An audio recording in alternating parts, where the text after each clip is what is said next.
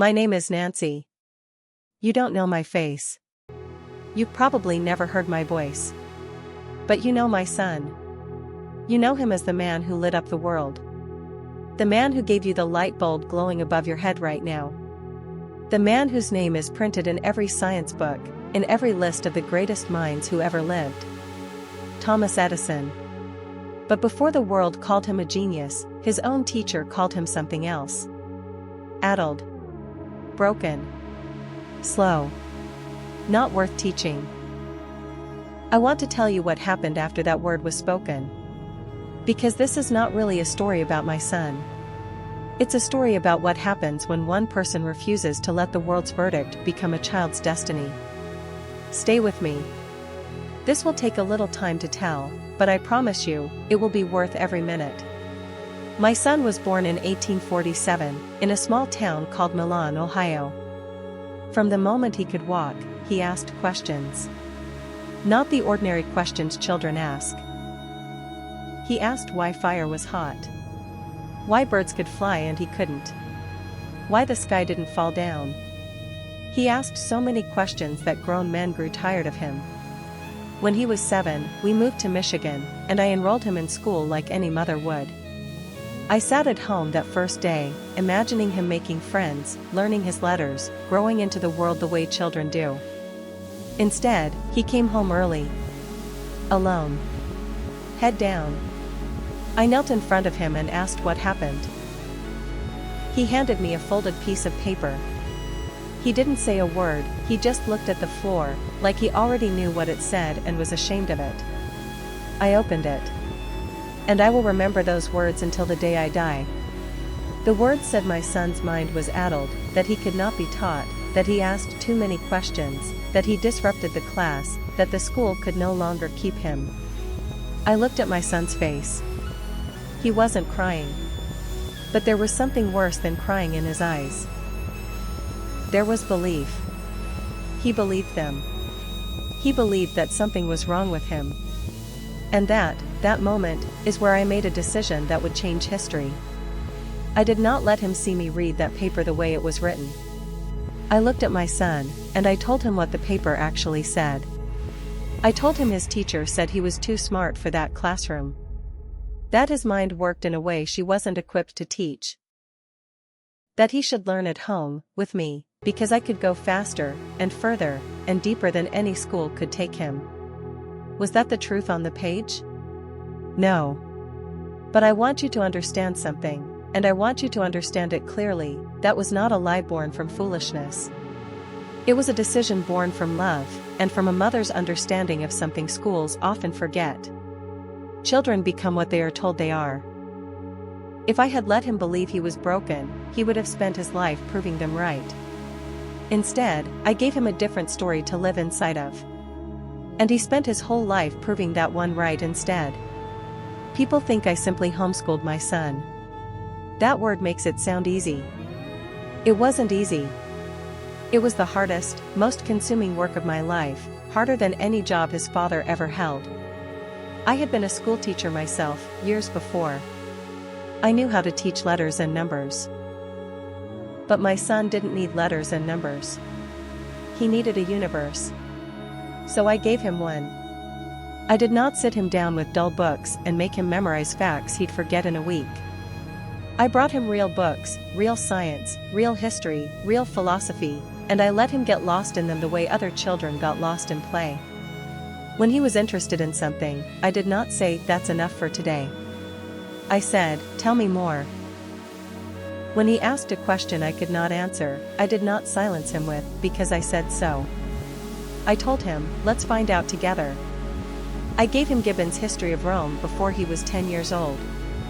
I gave him books on chemistry that grown men found difficult. And when he devoured them faster than I expected, I did not slow him down to make myself comfortable. I sped up to keep pace with him. There is a lesson here, and I want you to hear it, wherever you are listening to this right now. Every child who is called too much, too curious, too restless, too intense, too different, is not a problem to be managed. They are a fire that has not yet found its fuel. Do not put out the fire because it burns brighter than you expected. Feed it. By the time he was 10, my son had built himself a laboratory in our cellar. Bottles and wires and chemicals lined the shelves, most of them bought with money he earned himself, selling newspapers and candy on the trains. I did not forbid it, even when the smells were terrible and the risk of fire was real, and even when neighbors whispered that I was raising a strange child in a stranger house. I let him experiment. I let him fail.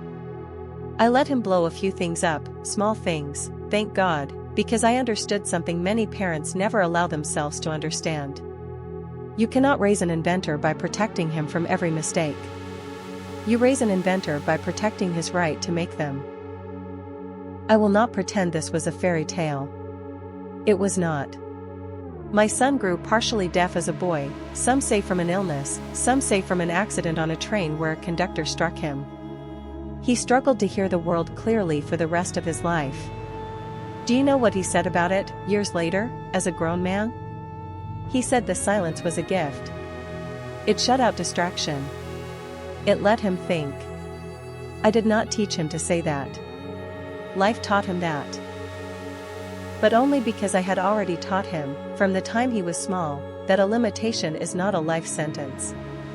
It is simply a different set of tools to build with. There were nights I sat awake wondering if I had done the right thing. Wondering if pulling him from school had ruined his future instead of saving it. Wondering if the other mothers were right, and I was the fool, spoiling a child who could not fit into the world. Every mother who has ever fought for a child the world misunderstood knows this feeling. That cold, quiet fear at 2 in the morning, what if I am wrong about them? I want to tell you what I learned in those long nights, because it may be the most important thing in this entire story. Believing in your child does not mean you are certain. It means you choose to stand beside them anyway, certain or not, until the world catches up to what you already see in them. I was not certain. I simply refused to let my doubt become his ceiling. My son grew up to fail more times than most men dare to try. He is remembered for the light bulb. But before that filament ever glowed, he failed, by his own count, nearly 1,000 times.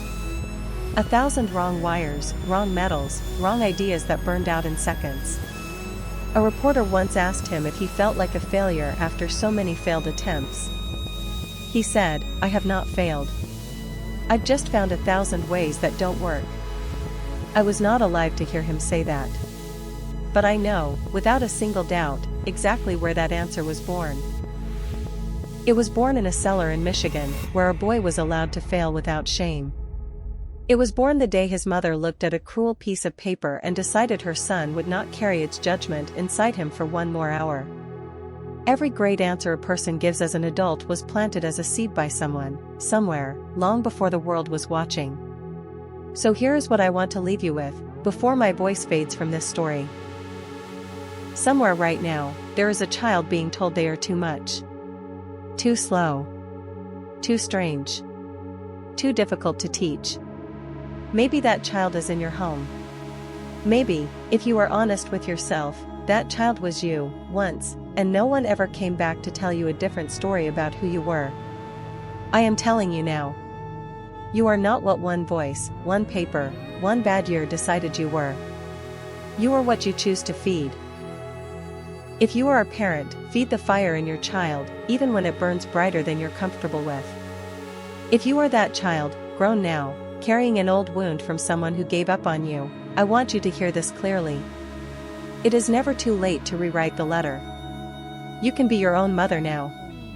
You can look at the verdict the world handed you, and you can choose, right now, today, to read it differently. Not as a diagnosis, but as a description of a mind the world simply didn't know how to teach yet. My son lit up the world with a small glass bulb and a burning filament. But before he ever lit a single room, I lit something else first. I lit him. And so can you, for the people you love, and for the child still living somewhere inside yourself.